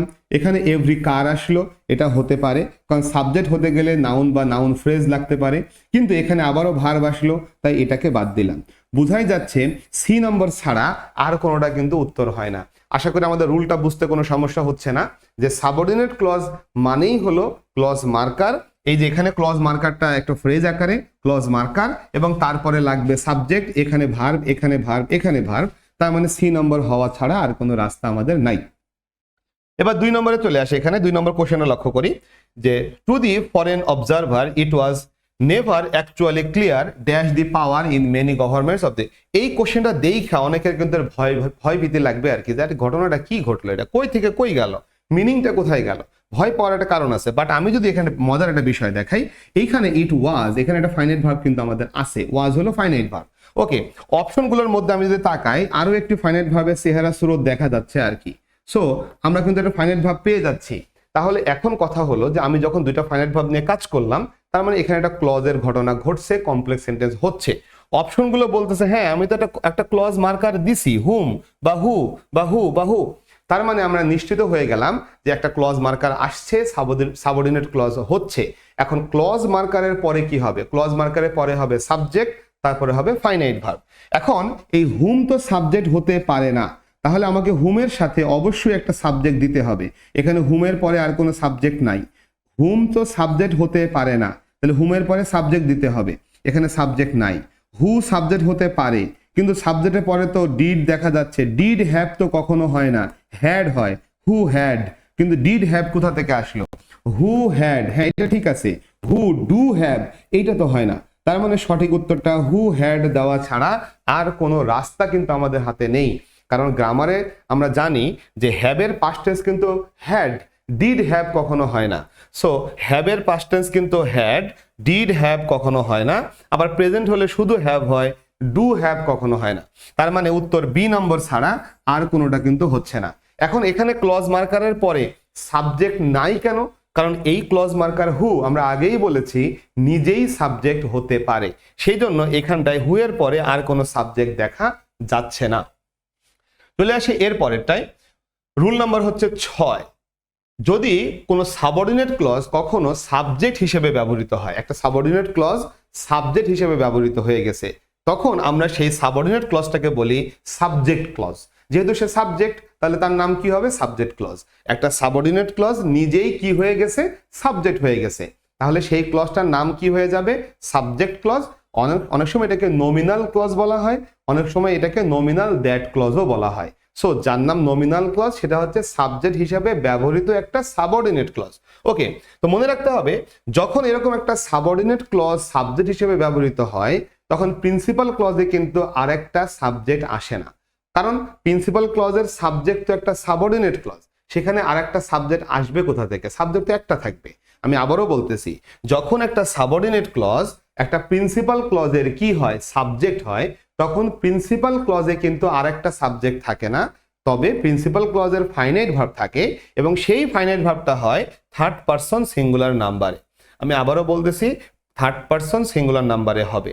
একটা সাবঅর্ডিনেট ক্লজ সাবজেক্ট হিসেবে ব্যবহৃত হয়েছে প্রিন্সিপাল ক্লজের সাথে, তখন প্রিন্সিপাল ক্লজে আর কোনো সাবজেক্ট থাকে না, প্রিন্সিপাল ক্লজের সাবজেক্টের জায়গায় সাবঅর্ডিনেট ক্লজটা থাকে। তাই প্রিন্সিপাল ক্লজের ফাইনাইট ভার্বটা থার্ড পারসন সিঙ্গুলার নাম্বারে হয় এবং এই ঘটনা ঘটাইতে পারে শুধুমাত্র দ্যাট এবং ডাব্লিউএস ওয়ার্ড যেগুলো আছে সেইগুলো। তার মানে এক কথায় বললে শুধুমাত্র রিলেটিভ প্রোনাউন এই ধরনের ঘটনা ঘটায়। তার মানে আমি যদি আরেকটু ক্লিয়ার করি, রিলেটিভ প্রোনাউন যুক্ত যে ক্লজগুলো থাকে এই ক্লজগুলো চাইলে সাবজেক্ট হিসেবে ব্যবহৃত হতে পারে। রিলেটিভ প্রোনাউন ক্লজ মার্কার হিসেবে ব্যবহৃত হলে ক্লজটা সাবজেক্ট হিসেবে ব্যবহৃত হতে পারে, আর তখন সাবজেক্ট হিসেবে যখন ব্যবহৃত হবে তখন প্রিন্সিপাল ক্লজে আর একটা সাবজেক্ট দেওয়া যাবে না, কারণ প্রিন্সিপাল ক্লজের সাবজেক্টটা হলো একটা সাবঅর্ডিনেট ক্লজ, তার মানে সাবজেক্ট আছে আর একটা সাবজেক্ট দেওয়া যাবে না। প্রিন্সিপাল ক্লজের ফাইনাইট ভার্বটা হবে থার্ড পারসন সিঙ্গুলার নাম্বার, কারণ সাবজেক্ট এখানে একটা ক্লজ, একটা ক্লজ যখন সাবজেক্ট হয় তখন ভার্বটা হয় থার্ড পারসন সিঙ্গুলার নাম্বার। এটা আমরা রাইট ফর্ম অফ ভার্বসে এইচএসএ লেভেলেই কিন্তু শিখে ফেলেছি। সো এই হচ্ছে আমাদের রুল নাম্বার 6, বেসিক সেন্টেন্স স্ট্রাকচারের 6 নম্বর রুলটা। ওকে, এখন চলে আসি, এই যে রুলটা শিখলাম সেটার পরে কিছু প্র্যাকটিস করে দেখতে হবে ঘটনাটা কি ঘটে। লক্ষ্য করি, দ্যাট এখানে একটি ক্লজ মার্কার দেওয়া আছে। সো আমি যদি আরও একটা ক্লজ মার্কার লাগাই তাহলে কিন্তু বিপদ, তার কারণ এই বাক্যে এখানে একটি ফাইনাইট ভার্ব আছে, এখানে একটি ফাইনাইট ভার্ব আছে। তাহলে আমরা জানি ফাইনাইট ভার্বের সংখ্যার সাথে ক্লজ মার্কারের একটা সম্পর্ক আছে। সেটা কি? ফাইনাইট ভার্বের সংখ্যা থেকে 1 বিয়োগ দিলে ক্লজ মার্কারের সংখ্যাটা পাওয়া যাবে। তো আমি যদি এই অপশন 1টাকে এখানে বসাই তাহলে দেখা গেল কোশ্চেন এবং অপশন 1 দুইটা মিলে আমার ফাইনাইট ভার্বের সংখ্যা হবে 2টা, আর 2টা ফাইনাইট ভার্ব হলে ক্লজ মার্কার লাগবে 1টা। এই যে এখানে একটা ক্লজ মার্কার কোশ্চেনেই দেওয়া আছে, তাহলে আমি আর একটা ক্লজ মার্কার নিতে পারি না। সো এটাকে বাদ দিয়ে দিলাম। এবার চলে আসি এইখানটায় ইট, ওয়ার এবং ওয়াজ। সো যেহেতু আমাদের এখানে একটা ফাইনাইট ভার্ব আছে, আরও একটা ফাইনাইট ভার্ব, আরও একটা ফাইনাইট ভার্ব, আরও একটা ফাইনাইট ভার্ব, তার মানে মনে হচ্ছে যে হ্যাঁ, ঘটনাটা এমন যে আমাদের একটা ক্লজ মার্কারের সাথে 2টা ফাইনাইট ভার্ব এখানেও আছে, এখানেও আছে, এখানেও আছে। কিন্তু সমস্যা হচ্ছে এই ক্লজটা দেখা যাচ্ছে দ্যাট হি বট, অর্থাৎ দ্যাট যুক্ত একটা ক্লজ, সে সাবজেক্ট হিসেবে বসেছে, মাঝখানে কিন্তু কোনো কমা দেখা যাচ্ছে না, অর্থাৎ এখানে কমাটা নাই। তার মানে এই পুরো ক্লজটা এখন সাবজেক্ট, তাহলে এর পরের যে ভার্বটা হবে সেটা হবে থার্ড পারসন সিঙ্গুলার নাম্বারে, অবশ্যই প্লুরালে হবে না, তাই এটা বাদ দিয়ে দিলাম। এখন প্রশ্ন হলো ইট হবে কিনা। যেহেতু একটা ক্লজ সাবজেক্ট হিসেবে বসেছে তাহলে আমি তো আরো একটা সাবজেক্ট ব্যবহার করতে পারি না, তাই এই অপশনটাও বাদ, অর্থাৎ উত্তর হয়ে গেল সি নাম্বারটা। আমরা যে রুলটা বলেছিলাম আরো একবার বলি, একটা সাবঅর্ডিনেট ক্লজ যখন সাবজেক্ট হয় তখন প্রিন্সিপাল ক্লজে কিন্তু কোনো সাবজেক্ট থাকে না এবং ভার্বটা হয় থার্ড পারসন সিঙ্গুলার নাম্বারে, ফলে বোঝা গেল যে উত্তরটা কেন সি নাম্বারটি হয়েছে। এরপরে 2 নম্বর কোশ্চেনে চলে আসি, that you talk too much is the main problem, that you talk too much it is the, এই যে একই কথা, আমাদের একটা ক্লজ যখন সাবজেক্ট হয় এরপরে কিন্তু ভার্বটা থার্ড পারসন সিঙ্গুলার নাম্বার। একটা ক্লজ যখন সাবজেক্ট হয় তখন তো একটা সাবজেক্ট আর একটা আসে না, তার মানে এটা বাদ, অর্থাৎ আমাদের একটা সাবজেক্ট দেওয়া যাবে না কারণ একটা পুরো ক্লজ সাবজেক্ট হিসেবে বসেছে। ইউ টক টু মাচ, এখানে টক একটা ফাইনাইট ভার্ব, ইজ একটা ফাইনাইট ভার্ব, কিন্তু পুরো বাক্যের মধ্যে কোনো ক্লজ মার্কার নাই, হু, হুইচ, হোয়াট, হোম কিচ্ছু নাই। এখানে একই কথা, টক একটা ক্লজ মার্কার, টক একটা ফাইনাইট ভার্ব, ইজ একটা ফাইনাইট ভার্ব, কিন্তু পুরো বাক্যের মধ্যে কোনো ক্লজ মার্কার নাই, তাহলে এগুলো বাদ। আমরা জানি ফাইনাইট ভার্ব 2টা মানে একটা ক্লজ মার্কার লাগবে, এখানে তো কোনো ক্লজ মার্কারই নাই, তার মানে সি আর ডি বাদ। এখানে দেখা গেল যে একটা সাবঅর্ডিনেট ক্লজ সাবজেক্ট হয়ে গেছে, এরপরে প্রিন্সিপাল ক্লজে আবার সাবজেক্ট এসছে, সাবজেক্ট তো আসবে না। একটা সাবঅর্ডিনেট ক্লজ যদি সাবজেক্ট হয় তাহলে প্রিন্সিপাল ক্লজে আর কোনো সাবজেক্ট আসে না, সরাসরি একটা ফাইনাইট ভার্ব আসে, তাও আবার সেটা থার্ড পারসন সিঙ্গুলার নাম্বারে হয়, ফলে উত্তরটা এ নাম্বার দেওয়া ছাড়া আর কোনো রাস্তা আমাদের হাতে নেই। ওকে, এরপরে চলে আসি পরবর্তী যে টপিকটা, এরপরে চলে আসি পরবর্তী যে প্রশ্নটা, দ্য পুলিশ শূন্যস্থান এ witness to make a positive ID. তো আমি যদি এই বাক্যটা দেখি, এই বাক্যের ভিতরে কোনো ফাইনাইট ভার্ব দেখা যাচ্ছে না, এইটা কিন্তু একটা নন ফাইনাইট ভার্ব, টু মেক, অর্থাৎ এই বাক্যটায় একটি ফাইনাইট ভার্ব লাগবে। আমরা জানি যে কোনো সেন্টেন্স হতে গেলে অবশ্যই একটি সাবজেক্ট এবং একটি ফাইনাইট ভার্ব লাগে। এখানে সাবজেক্ট দ্য পুলিশ, কিন্তু ফাইনাইট ভার্ব নাই, ফলে আমরা একটা ফাইনাইট ভার্ব দিতে চাই। এটা যদি বসাই, এটা হলো শুধু আইএনজি, নন ফাইনাইট ভার্ব, তাহলে এটা হবে না। এটা ইনফিনিটিভ, টু প্লাস ভার্বের বেস ফর্ম, নন ফাইনাইট ভার্ব এটা হবে না, এটা হচ্ছে শুধু বেস ফর্ম। আমরা বলেছিলাম শুধু আইএনজি, শুধু ভি3, টু প্লাস ভার্বের বেস ফর্ম, হ্যাভিং প্লাস ভি3, এই চারটা হচ্ছে কি, এই চারটা হলো নন ফাইনাইট ভার্ব, এর বাইরে সবাই হলো ফাইনাইট ভার্ব। তো এটা হলো শুধু একটা বেস ফর্ম, তাহলে এটা একটা ফাইনাইট ভার্ব, এটা এখানে হতে পারে। কিন্তু আমরা কি এটা ব্যবহার করতে পারবো? আমরা যদি এটাকে এখানে বসাই, এটাকে যদি এখানে বসাই, তাহলে আমাদের ক্লজ মার্কারের সংখ্যা হবে একটা, হু একটা ক্লজ মার্কার। তাহলে মোট ফাইনাইট ভার্ব লাগবে কয়টা? ক্লজ মার্কারের চেয়ে একটা বেশি, অর্থাৎ আমার ফাইনাইট ভার্ব লাগবে হচ্ছে দুইটা। তাহলে ফাইনাইট ভার্ব যদি দুইটা লাগে, আমার বাক্যে কোনো ফাইনাইট ভার্ব নেই, অপশনে একটি ফাইনাইট ভার্ব আছে, তাহলে কিন্তু ফাইনাইট ভার্বের অভাব থেকে যাবে, বাক্যটা ভুল হয়ে যাবে। আমি আবারও বলতেছি, দ্য পুলিশ এটা সাবজেক্ট, এবং এখানে উইটনেস, টু মেক, এখানে কোনো ফাইনাইট ভার্ব কিন্তু ছিল না। আমি যদি একটা ক্লজ মার্কার এখানে নিয়ে আসি, তাহলে এই বাক্যটা সঠিক হওয়ার জন্য আমার দুইখানা ফাইনাইট ভার্ব লাগবে। তো কোশ্চেনে তো কোনো ফাইনাইট ভার্ব দেওয়া নেই, এখানে একটা ফাইনাইট ভার্ব দেওয়া আছে, আমার লাগবে দুইটা, তাহলে ফাইনাইট ভার্বের একটা শর্ট পড়ে যাবে, তাহলে এই ডি নাম্বার দিলে বাক্যটা সঠিক হবে না। তাহলে সঠিক উত্তর সি নাম্বার ছাড়া আর কোনোটা দেওয়ার সুযোগ থাকে না। চলে আসি এবার এর কিছু প্র্যাকটিস কোশ্চেনে। The art of story telling শূন্যস্থান almost as old as humanity. আবারও দেখি, the art of story telling, পুরো বাক্যের মধ্যে আমি কোনো ফাইনাইট ভার্ব পেলাম না, তাহলে একটা বাক্য সঠিক হতে আমার ফাইনাইট ভার্ব লাগবে কমপক্ষে একটা। সো আমি যদি চলে আসি, এখানে ফাইনাইট ভার্ব, এখানে ফাইনাইট ভার্ব, এখানে ফাইনাইট ভার্ব, এখানে নাই, সো এটাকে প্রথমে বাদ দিলাম। এবার চলে আসি এই দ্যাটটা দিব কিনা। আমি যদি দ্যাট এখানে বসাই, তাহলে একটা ক্লজ মার্কার আসলো। ক্লজ মার্কার যতগুলো হবে, ফাইনাইট ভার্ব হবে তার চেয়ে একটা বেশি। এখন আমার বাক্যে কিন্তু কোনো ফাইনাইট ভার্ব নাই, তাহলে এই অপশনটা এখানে বসালে তাহলে ক্লজ মার্কারের সংখ্যা এই বাক্যে একটা হবে, তাহলে ফাইনাইট ভার্ব লাগবে কয়টা? দুইটা। কিন্তু দেখা গেল কোশ্চেনে একটাও নাই, অপশনে একটা, তাহলে কিন্তু একটা ফাইনাইট ভার্ব ঘাটতি রয়ে যাবে, তাই আমরা অপশন 1কে সঠিক উত্তর করতে পারছি না। এখন the art of story telling, আমার একটা সাবজেক্ট কিন্তু দেওয়া আছে, তাহলে এরপরে কি আবারও সাবজেক্ট ইট দেওয়া যাবে?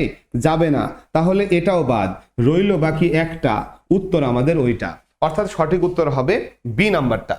ইউজুয়ালি পলিটিক্যাল কার্টুনস শূন্যস্থান on the editorial page of A news paper. একইভাবে এই বাক্যটাও দেখা যাচ্ছে কোনো ফাইনাইট ভার্ব নেই।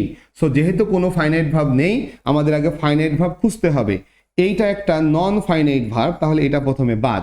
আমি যদি হুজ অ্যাপিয়ারেন্স বলি, তাহলে আরো বিপদ বেড়ে গেল, কারণ হুজ একটা ক্লজ মার্কার। যখন আমি ক্লজ মার্কার দিব, তাহলে মোট ফাইনাইট ভার্ব লাগবে দুইটা, একটা clause marker whose, finite verb লাগবে দুইটা। কিন্তু দেখা গেল কোশ্চেনে তো কোনো ফাইনাইট ভার্ব নাই, ইভেন অপশন 2-এও কিন্তু কোনো ফাইনাইট ভার্ব দেখা যাচ্ছে না, তার মানে অপশন 2 সঠিক উত্তর হতে পারে না।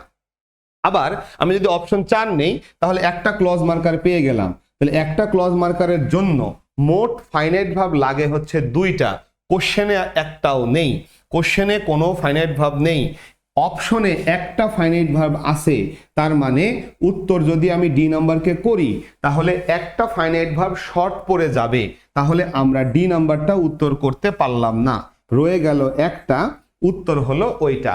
আশা করি আমরা কোশ্চেনগুলো বুঝতে পারছি। যদি কোনো কোশ্চেন বুঝতে সমস্যা হয় বা সেন্টেন্স স্ট্রাকচারের কোশ্চেনে কোথাও যদি কোনো সমস্যা হয়, তাহলে অবশ্যই আমাদের পেজে মেসেজ করতে হবে এবং সেই প্রশ্নের ছবিটা তুলে পাঠিয়ে দিতে হবে, যাতে সেই কোশ্চেনটি আমি সমাধান করে দিতে পারি। ওকে, এরপরে চলে আসি পরবর্তী। Every spring millions of Bangladeshi children শূন্যস্থান the custom of different religious festivals.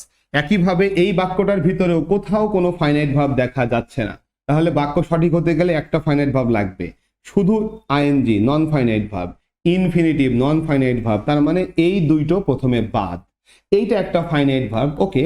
কিন্তু আমরা কিন্তু হু কে আর নিতে পারতেছি না, কারণ এই বাক্যে একটা ফাইনাইট ভার্ব দরকার ছিল, হু দিলে দুইটা দরকার হয়ে যাবে, আমার একটা দরকারই পূরণ হচ্ছে না, তাহলে হু দিলে আমার দুইটা ফাইনাইট ভার্ব লাগবে, এখানে আছে একটা, তাহলে মোটের উপরে একটা ফাইনাইট ভার্ব শর্ট পড়ে যাবে, তাই আমরা কিন্তু এইটাকে দিতে পারলাম না, রইল বাকি একটা, উত্তর আমাদের ওইটা।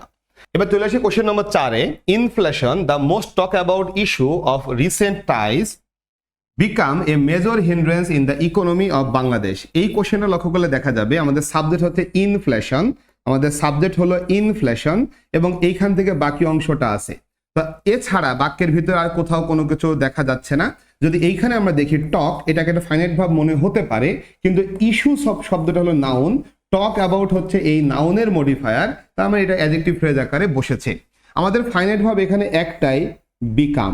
তো আমি যদি এখানে হ্যাভিং লিখি, আমি যদি এখানে টু হ্যাভ লিখি এই জায়গাটায়, তার মানে আলটিমেটলি এই বিকাম ভার্বটাও তখন এর সাথে মিলে নন ফাইনাইট হয়ে যাবে, তার মানে এই দুটো হওয়ার কোনো সুযোগ নেই।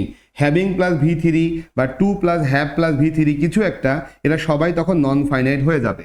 এখন আমাদের সাবজেক্ট এখানে ইনফ্লেশন দেওয়া আছে, সো আমাদের আরও একটা সাবজেক্ট দ্যাট দেওয়ার সুযোগ নেই। আসলে inflation has become a major hindrance, so এটা হবে এই উত্তরটা। কেন এটা হলো? সাবজেক্ট হলো ইনফ্লেশন, আমি আরও একটা সাবজেক্ট দ্যাট আনতে পারি না, সো ইনফ্লেশনের পরে হচ্ছে হলো এই সরাসরি ভার্বটা যদি এখানে বসাই হ্যাজ, তাহলে হ্যাজ এবং বিকাম দুইটা একসাথে মিলে কিন্তু একটা ফাইনাইট ভার্বই থাকলো, কোনো সমস্যা কিন্তু হলো না। এবার চলে আসি পরবর্তী একটা কোশ্চেনে, let's go to the movie শূন্যস্থান গেট থ্রো। সো এটা শেষ করা হবে, গেট থ্রো মানে শেষ করা, কোনো কিছু সমাধান করা, শেষ করা। Okay, so let's go to the movie, চলো মুভিতে যাই। সো এইখানে একটা ফাইনাইট ভার্ব কিন্তু আছে, লেটস গো, আসলে লেট সেই ফাইনাইট ভার্বটা, যাই হোক আমরা এখানে একটা ফাইনাইট ভার্ব পেলাম এবং এখানে গেট আরও একটি ফাইনাইট ভার্ব পেলাম, মোট ফাইনাইট ভার্ব হলো দুইটা, তার মানে আমাদের একটা ক্লজ মার্কার দরকার। সো এখানে কোনো ক্লজ মার্কার নেই, এখানেও কোনো ক্লজ মার্কার নেই, সো এই দুইটা বাদ। এইটা একটা ক্লজ মার্কার ঠিক আছে, এইটাও একটা ক্লজ মার্কার ঠিক আছে, কিন্তু আমি হোয়াইল বলি আর হোয়েন বলি, এই ক্লজ মার্কারের তো সাবজেক্ট হওয়ার ক্ষমতা নেই, তাহলে হোয়াইল বলি বা হোয়েন বলি এরপরে আমাকে সাবজেক্ট দিতেই হবে, সো এটা হচ্ছে ইউ, তাহলে হোয়েন ইউ হবে, তো সঠিক উত্তর হবে ডি নাম্বারটা। So let's go to the movie when you get through studying, যখন তুমি পড়াশোনাটা শেষ করবে তখন আমরা চলো মুভি দেখতে যাই। ফলে বোঝাই গেল কেন উত্তরটা ডি নাম্বার হলো। এখানে বিষয়টা হচ্ছে এরকম যে প্রথমত আমার দুইটা ফাইনাইট ভার্ব ছিল, তাই একটা ক্লজ মার্কার লাগবে, ক্লজ মার্কার নাই, ক্লজ মার্কার নাই, তাই উত্তর হলো না। এটা একটা ক্লজ মার্কার, এটা একটা ক্লজ মার্কার, তাই এই দুটো উত্তর হতে পারে। কিন্তু এখানে যেহেতু সরাসরি ভার্ব আছে, তাহলে ক্লজ মার্কারের পরে আমার কি লাগবে? একটা সাবজেক্ট লাগবে। আর হোয়াইল যেহেতু নিজে সাবজেক্ট হতে পারে না, তাই অবশ্যই সাবজেক্ট দিতে হবে। হোয়েন যেহেতু নিজে সাবজেক্ট হতে পারে না, তাই অবশ্যই সাবজেক্ট দিতে হবে। তাই আমরা উত্তর করলাম D number, when you get through. এটা কিন্তু একটা প্রিন্টিং মিস্টেক ছিল, when you get through. Okay, এরপরে কোশ্চেনে চলে আসি। পরবর্তী কোশ্চেন হলো, many cellphone subscribers do not know শূন্যস্থান স্মুথ নেটওয়ার্ক ফাংশনস। সো আমি যদি এইখানটায় দেখি ডু নট নো, এইটা কিন্তু একটি ফাইনাইট ভার্ব, কারণ এটা দেখে আমরা বুঝতে পারি এটা একটা প্রেজেন্ট ইনডিফিনিট টেন্সের বাক্য, নেগেটিভ করা হয়েছে সেই কারণে। সো আমাদের এখানে একটা ফাইনাইট ভার্ব পেয়ে গেলাম।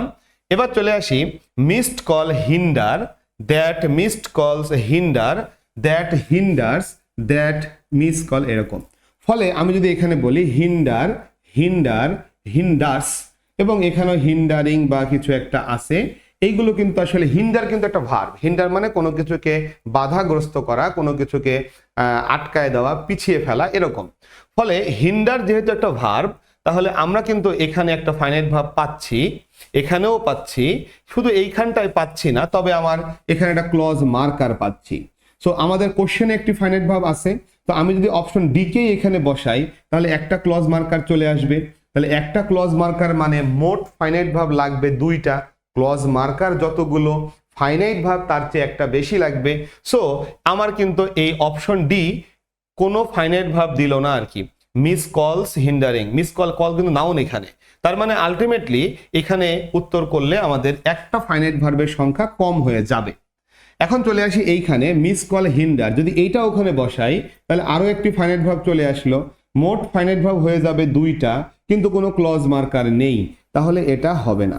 এবার চলে আসি বি এবং সি, এখানে কিন্তু ক্লজ মার্কার আছে এবং ফাইনাইট ভার্বও কিন্তু আছে।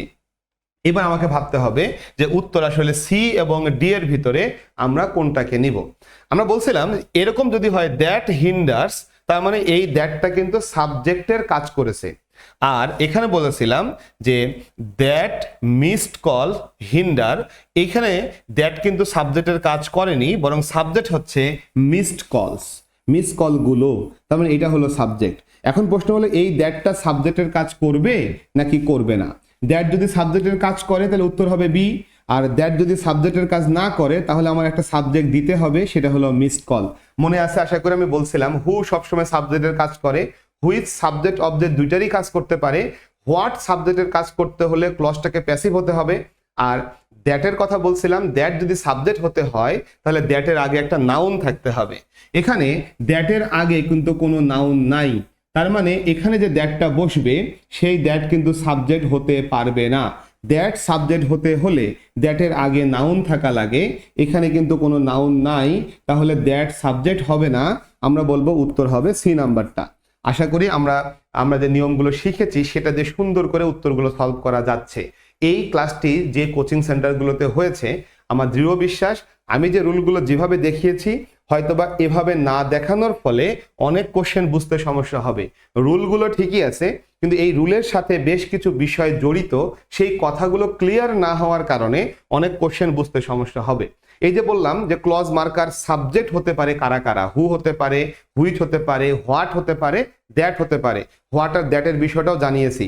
এই কথাগুলো কিন্তু বেশিরভাগ ক্ষেত্রে বলা হয় না, ফলে অনেক স্টুডেন্ট এইখানে কোশ্চেনটা বুঝতে কিন্তু বেশ সমস্যায় পড়বে। পরে চলে আসি দ্য স্টাডি অফ এটিমোলজি, এটা হলো উৎপত্তি বা শব্দের উৎপত্তি বোঝায় আর কি, এটা সেটা। তো এইটা নিয়ে যে পড়াশোনাটা, রেস্ট আপন শব্দের অর্থ নির্ভর করা কোনো কিছুর উপরে, বেসিক প্রিন্সিপালস শূন্যস্থান। সো আমি এখানে একটি ফাইনাইট ভার্ব কিন্তু পেয়ে গেলাম, সেটা হচ্ছে রেস্ট। একটা ফাইনাইট ভার্ব পেলাম, সেটা কি পেলাম? রেস্ট পেলাম। ওকে, এখন চলে আসি এরপরে দ্যাট এবং এখানেও দ্যাট, তবে এখানে দ্যাট আসে একটু পরে। যেটাই দেই না কেন দ্যাট কিন্তু আমাকে নেওয়াই লাগছে, তার মানে ক্লজ মার্কার কিন্তু আসছে। ক্লজ মার্কার যদি আসে তাহলে ফাইনাইট ভার্ব কিন্তু লাগবে। এখানে একটা ফাইনাইট ভার্ব আছে, আমি ক্লজ মার্কার দেওয়া মানেই আরো একটা ফাইনাইট ভার্ব, এবং ক্লজ মার্কার দেওয়া মানেই সাবঅর্ডিনেট ক্লজ শুরু হয়ে গেল। এখন আমার যদি এখানে দ্যাট বসাই বোঝা যাচ্ছে যে দ্যাটের আগে কিন্তু প্রিন্সিপালস থাকতেছে, মূল নীতি এই শব্দটা থাকতেছে, এটা একটা নাউন। তাহলে যেহেতু দ্যাটের আগে নাউন আছে, তাহলে এই দ্যাটটা কিন্তু নিজেই সাবজেক্ট হতে পারে। তাহলে দ্যাটের পরে আর সাবজেক্ট দেওয়ার দরকার নাই, আমরা দ্যাটের পরে সরাসরি দিব ফাইনাইট ভার্ব। তো দ্যাটের পরে এখানে সাবজেক্ট এসেছে, তাই আমরা এটাকে বাদ দিলাম। দ্যাটের পরে এখানে কোনো ফাইনাইট ভার্ব আসে নাই, এখানেও নাই, তাই এটাকেও বাদ দিলাম। দ্যাটের পরে ভার্ব এসেছে, এটা হতে পারে কারণ এই দ্যাটটা সাবজেক্ট হবে, কারণ দ্যাটের আগে একটা নাউন আছে, সেই জন্য দ্যাট আর অ্যাপ্লাইড এটা হতে পারে। এইটা হলো না, এই জন্য অ্যাপ্লাইড দ্যাট টু অল, আমার আগে লাগবে ক্লজ মার্কার, পরে সাবঅর্ডিনেট ক্লজ শুরু হবে। এখানে ক্লজ মার্কার পরে গেল, ফাইনাইট ভার্বটা আগে আসলো, তাই এটা হলো না। সঠিক উত্তর সি নম্বর ছাড়া আর কোনোটা থাকে না। আশা করি আমাদের সেন্টেন্স স্ট্রাকচারের লেকচার 1, যেটা বিভিন্ন কোচিং সেন্টারে সেন্টেন্স স্ট্রাকচার, সেটার প্রথম খণ্ডটি আপনাদের ভালো লেগেছে। আমার বিশ্বাস যে পরবর্তী খণ্ডগুলো যদি আপনি দেখেন তাহলে 1 নম্বর এই লেকচার শিট, যেটা বিভিন্ন কোচিংয়ে সেন্টেন্স স্ট্রাকচারের লেকচার শিট, সেখানে আপনাদের আর কোনো সমস্যা থাকবে না। সো এরকমের আরও ভিডিও পেতে হলে আপনাকে অবশ্যই আমাদের পেজে কানেক্টেড থাকতে হবে। অবশ্যই এটার পরবর্তী ভিডিও পেতে হলে আমাদের পেজে কানেক্টেড থাকতে হবে। একই সাথে আমার প্রাইভেট ব্যাচ, সেখানেও ভর্তি হতে হবে, কারণ আমাদের প্রাইভেট ব্যাচে সকল কোচিংয়ের লেকচার শিট এর টপিকগুলো ঠিক এইভাবে হাতে কলমে শেখানো হবে। সো ভালো থাকবেন, সুস্থ থাকবেন, অবশ্যই সোহেল স্যারের সাথে থাকবেন। দেখা হচ্ছে এটার দ্বিতীয় খণ্ড নিয়ে খুব শীঘ্রই।